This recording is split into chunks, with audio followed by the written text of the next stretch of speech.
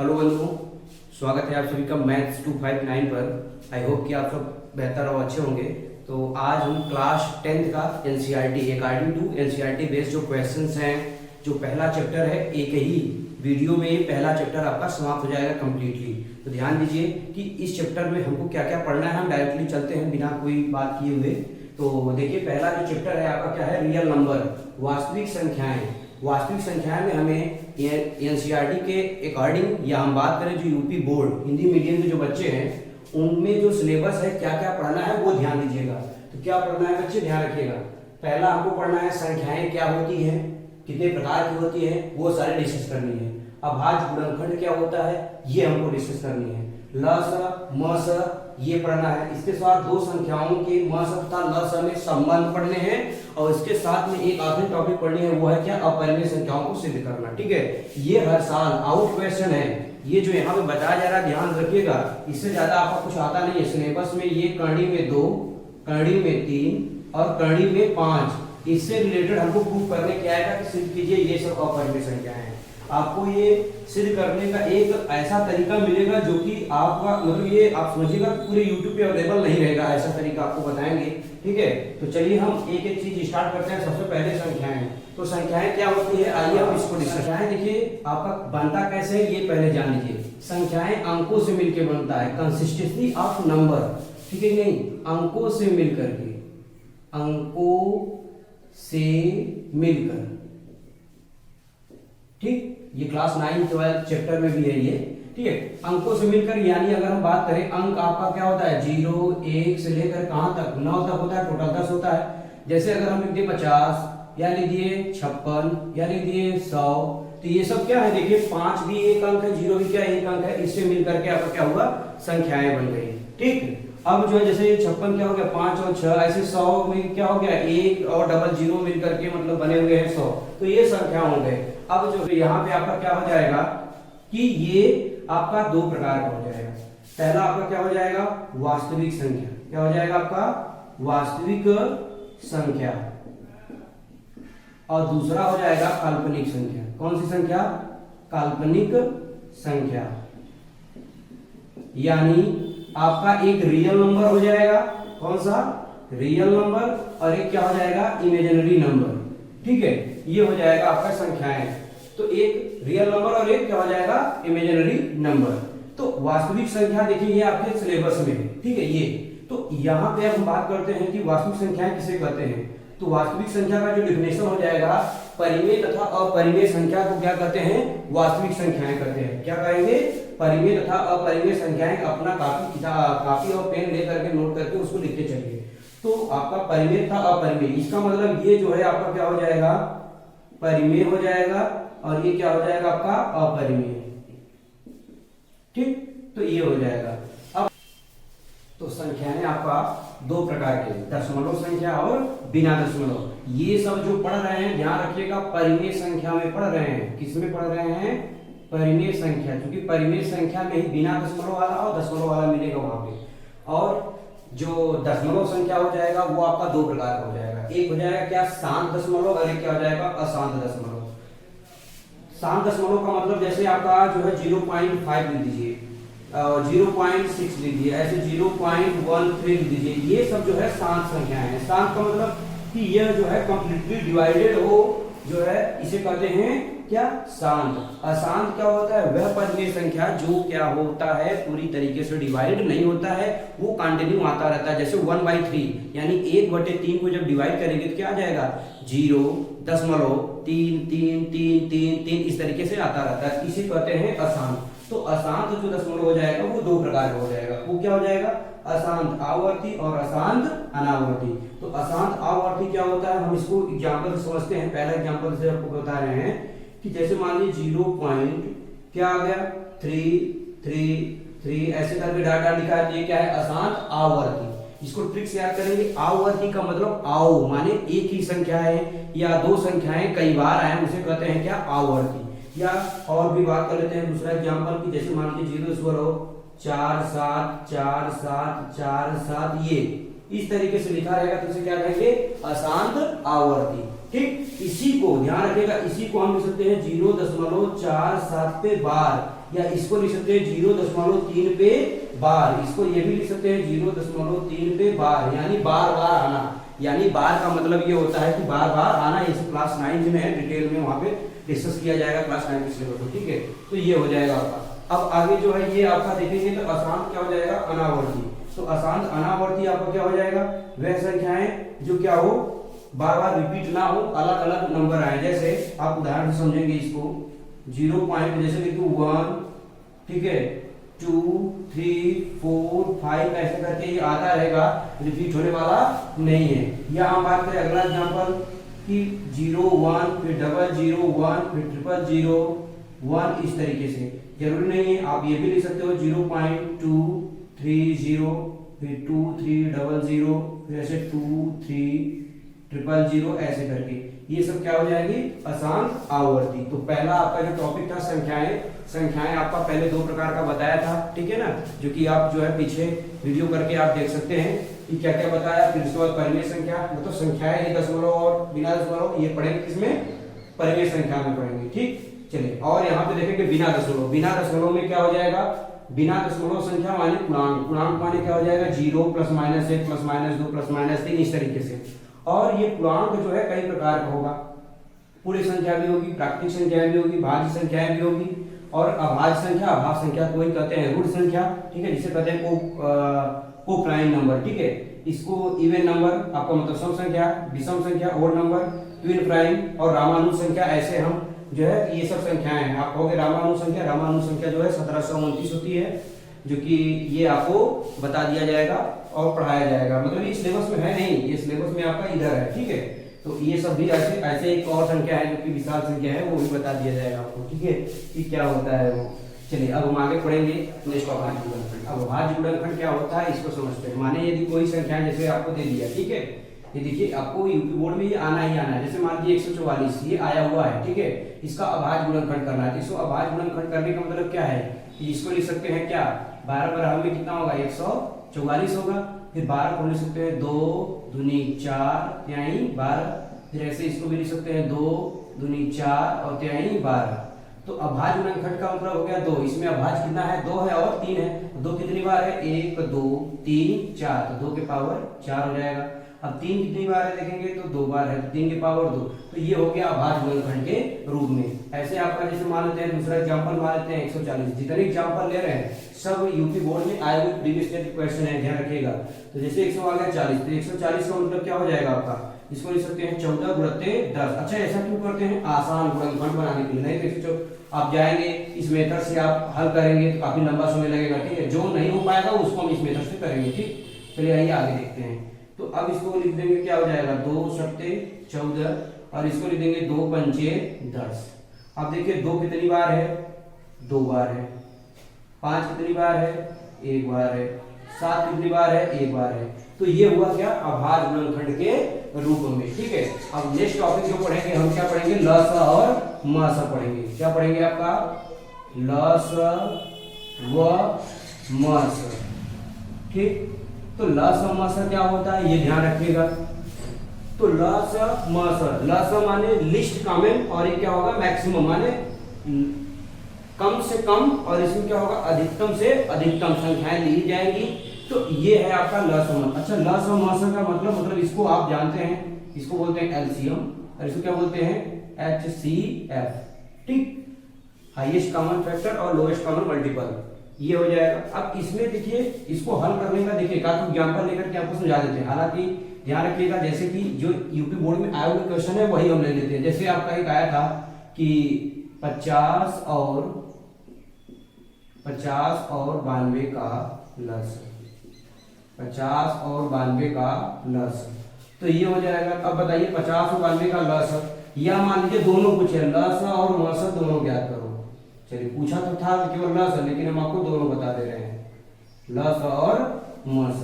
तो बताइए तो क्या करेंगे, लस और मस निकालने का तरीका आपको खुद ही पता है, चाहे गुणनखंड विधि निकालिए और चाहे जो है भाग विधि से। तो आइए पहले आपको बेसिक कॉमन विधि बताते हैं। 50 और 92 गुणनखंड विधि, अभाज्य गुणनखंड जो हमने बताया यहाँ पे, यही विधि यहाँ पे बताने जा रहे हैं, अभाज्य गुणनखंड विधि से कैसे कराएंगे। तो 50 को कैसे तोड़ेंगे भाई, आपको पता है, मैंने बताया भी अभी कैसे तोड़ेंगे, ठीक है ना। तो 2, ठीक है, 2 पंचे 10, 10 बचे। अब देखते हैं इसमें आपका क्या हो जाएगा, लस एलसीएम। एलसीएम कैसे निकालेंगे भाई, तो जो पहले कॉमन, जैसे देखिए 2 और 2 कॉमन, तो इसको ऐसे नोट डाउन कर लेते हैं। अब जो कॉमन नहीं है उसको भी लिखना है, जैसे 5 और 5 बचा है तो आप इसको नोट डाउन कर लो, ठीक। इसके बाद आपका क्या बचा है, 2 और 2 नीचे भी बचा है, और सॉरी 2 बचा है और क्या बचा है 23। अब इसका क्या कर देंगे, गुणा कर देंगे। तो गुणा करेंगे कितना आ जाएगा भाई, 5 दूनी 10 और 5 दूनी 10, 10 दहा में 100 यानी 2300 आपका क्या हो जाएगा, ये लस। अगर बात करें म से कितना होगा, माने HCF, तो HCF कितना आ जाएगा भाई, जो कॉमन है केवल वही। तो देखिए इस तरीके से हम क्या करेंगे, लस और म से निकालेंगे, ठीक है। अब हम नेक्स्ट टॉपिक बताते हैं क्या पढ़ेंगे इसमें, ठीक। चलिए, दो संख्याओं के म तथा ल स में संबंध क्या होता है, आइए इसमें। दो संख्याएं, दो संख्या में जो हो जाएगा आपका सूत्र ध्यान रखेंगे, पहली संख्या गुणे दूसरी संख्या, पहली संख्या गुणे दूसरी संख्या बराबर आपका क्या हो जाएगा, LCM इंटू HCF, ये हो जाएगा। ये सूत्र ध्यान रखिएगा, याद रखिएगा, ठीक है। अब इसमें भी हम क्वेश्चन पढ़ते हैं, ठीक है। चलिए क्वेश्चन क्या रहेगा वो, तो देखिए ये क्वेश्चन है, दिया है एलसीएम 132 और 228 बराबर 3168, तो म स इतने का होगा, यानी इसका बहुत बड़ा कुछ है नहीं, ध्यान समझिएगा। ये है आपका क्या, पहली संख्या और ये क्या है, दूसरी संख्या। इसी में ये भी आपका पहली संख्या और ये क्या है, दूसरी संख्या। तो आपको क्या बताया गया, पहली संख्या गुणे दूसरी संख्या, पहली संख्या गुणे दूसरी संख्या बराबर एलसीएम इंटू क्या हो जाएगा, HCF। तो आपको बताइए पहली संख्या कितना दिया है, 132, दूसरी संख्या कितना दिया है बताइएगा, तो 288 बराबर एलसीएम कितना दिया है, 3168, और HCF आपका क्या हो रहा है, पूछ रहा है, ठीक। चलिए तो अब क्या करेंगे, इधर गुणा है, इधर क्या हो जाएगा, ये भाग हो जाएगा। तो आ जाएगा क्या आपका 132 और 288 बटे में आपका क्या हो जाएगा, 3168 बराबर HCF। ध्यान रखिएगा, 4 सते 28, 4 दूनी 8 और 4 से इसको काटेंगे तो 4 सते 28, 4 9 36 और 4 दूनी 8, ठीक, कहीं पड़ जाएगा। अब फिर जब इसको काटेंगे तो देखिए ये इसको काट दीजिए, इससे ये इससे काटेंगे तो ये कितनी बार चला जाएगा, 6 बार, और फिर ये इससे काटेंगे कितना हो जाएगा, 12 बार। यानी अगर हम बात करें HCF तो HCF कितना आ जाएगा, 12। तो इस तरीके से आपका क्वेश्चन देखने को मिलेगा, किसमें, दो संख्याओं के म तथा ल के संबंध में। अभी हम जो प्रश्नावली आपको कराएंगे तो वहां पे आपको पूरा मिल जाएगा, ठीक है, पूरा का पूरा प्रश्नावली कराएंगे, इसी वीडियो में आपको पूरा मिलेगा। अभी तो मैं केवल ऐसे बेसिक आपको बता रहा हूँ। चलिए अब नेक्स्ट टॉपिक पढ़ते हैं आपका। तो चलिए देखिएगा, अपरिमेय संख्याओं को सिद्ध करना, ठीक है। ध्यान रखिएगा, ये मोस्ट इंपॉर्टेंट क्वेश्चन है आपके लिए, कि सिद्ध कीजिए कि कर्णी में 5 एक अपरिमेय संख्या है। यहाँ हो सकता है कि भाषा बदल दे, सिद्ध कीजिए कर्णी में 5 एक परिमेय संख्या नहीं है। अरे भाई ये अपरिमेय है तो हम ये भी तो कह सकते हैं परिमेय संख्या नहीं है। यहाँ पे कुछ भी हो सकता है, कर्णी में 2, कर्णी में 3, कर्णी में 7, कुछ भी हो सकता है, ठीक है ना। तो हम आपको एक बता दे रहे हैं, बाकी आप जो है लगा लीजिएगा, ठीक। तो ध्यान दीजिएगा कैसे हल करेंगे। सबसे पहले क्या करेंगे, इसका पहला स्टेप हो जाएगा माना परिमेय संख्या क्या लिख लेंगे, P बटे Q है, ये हम मान लेते हैं। और ये भी मान लेते हैं कि जो P बटे Q बराबर क्या मान लेंगे, कर्णी में 5, ये भी हमने क्या कर रखा है, माना है कि ये जो है इसके बराबर है, ठीक। अब आइए इसको सॉल्व करते हैं। तो क्या करेंगे, दोनों पक्षों का वर्ग करने पर क्या लिखेंगे, दोनों पक्षों का वर्ग करने पर, तो जब दोनों पक्षों का वर्ग करेंगे क्या हो जाएगा आपका, P बटे Q का होल स्क्वायर और कर्णी में 5 का होल स्क्वायर, ये हो जाएगा। अब जब आप इसको वर्ग करोगे तो क्या आ जाएगा आपका, P स्क्वायर बटे में Q स्क्वायर, और ये हो जाएगा आपका क्या, कड़ी में 5 का वर्ग क्या हो जाएगा, 5। ये आपको बताया गया है क्लास 9 में, ठीक है। अब आप ध्यान रखिए, इसी के बाद एक स्टेप आपको लाइन लिखनी है क्या, कि P स्क्वायर बटे Q स्क्वायर, ये क्या है, पूर्ण वर्ग परिमेय संख्या है, जबकि ये परिमेय संख्या है, लेकिन ये पूर्ण वर्ग परिमेय संख्या नहीं है। तो लिखेंगे क्या, चूंकि, ठीक है, इसको लिखेंगे चूंकि पी स्क्वायर बटे क्यू स्क्वायर एक पूर्ण वर्ग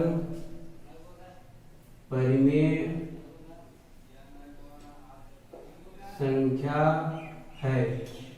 पी स्क्वायर बटे क्यू स्क्वायर क्या है, पूर्ण वर्ग परिमेय संख्या है। जबकि आगे लिखते जाइएगा, जबकि 5 किसी भी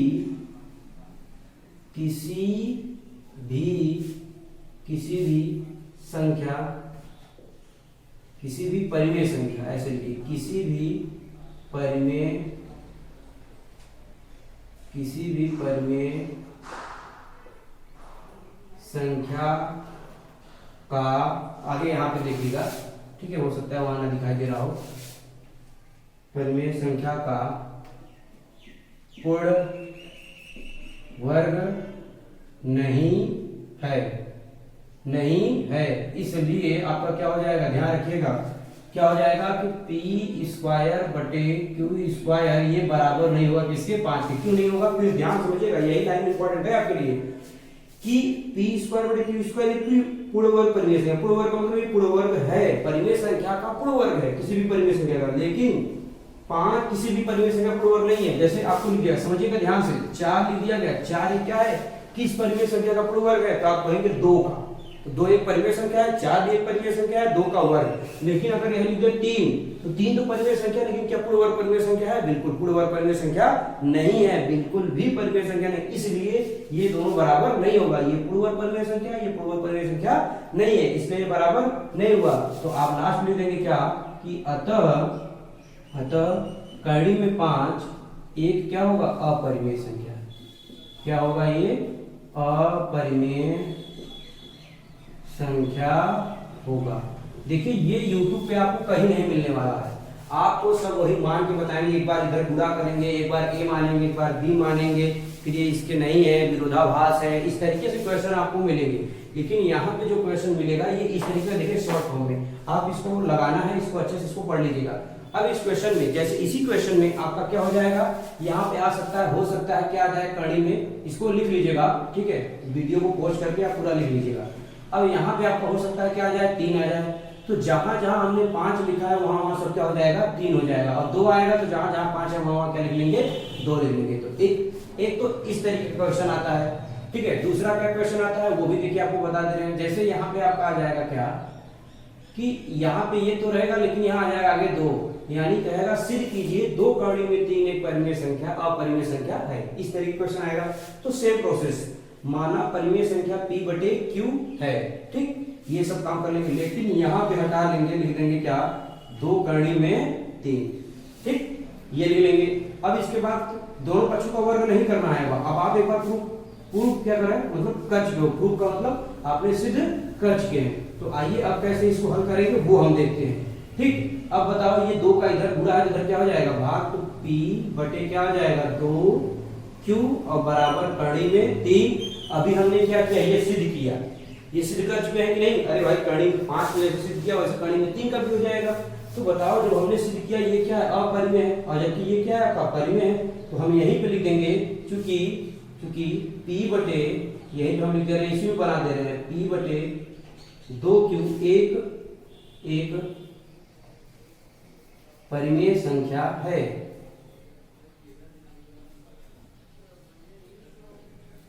परिमेय संख्या है, जबकि कड़ी में 3, इसको हटा देंगे यहां से, ठीक है, जबकि कड़ी में 3 अपरिमेय संख्या है, अपरिमेय